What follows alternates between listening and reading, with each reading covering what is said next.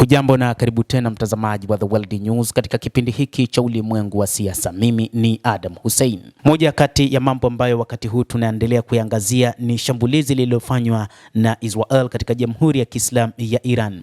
Taarifa zinadai kwamba haya ni mashambulizi ya Marekani yaliyofanywa na Israel katika Jamhuri ya Kiislamu ya Iran. Moja kati ya maafisa waliambia idhaa ya Channel 13 ya Israel kwamba hili ni shambulio la pamoja la Israel na Marekani ambalo pande hizo mbili zilikuwa zikipanga kwa miezi.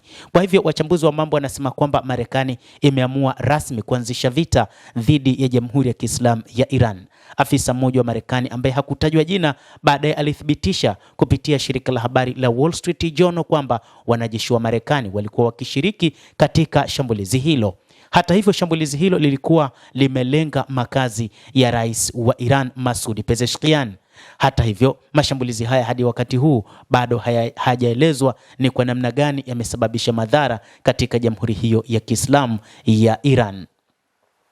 Idhaa nyingine ya 12 ya Israel ilidai kuwa mashambulizi hayo yalilenga malengo kadhaa ya serikali, huku ripoti za vyombo vya habari ambazo bado havijathibitishwa zikipendekeza kuwa moja ya mashambulizi hayo yalizinduliwa katika kituo cha rais wa Iran.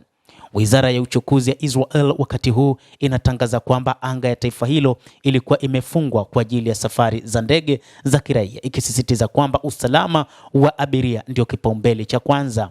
Wanaamini wakati wowote Iran itajibu, na kwamba ikiwa kutakuwa na mashambulizi kutoka nchini Iran, ni wazi hali itakuwa mbaya katika namna ambayo itaweza kusababisha ndege kutoruka katika anga ya Iran.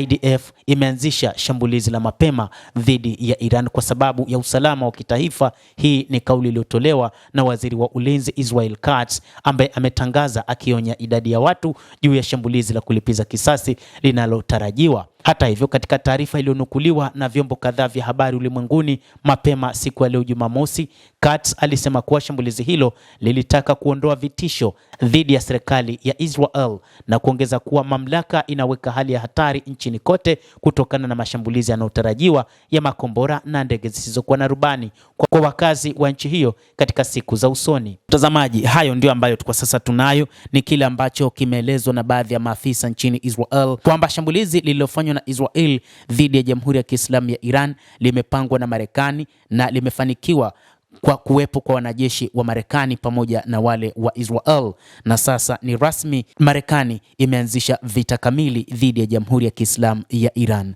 Endelea kutufuatilia, sisi tutakujuza yote ambayo yatajiri siku ya leo, na tunasubiri kauli kutoka nchini Iran.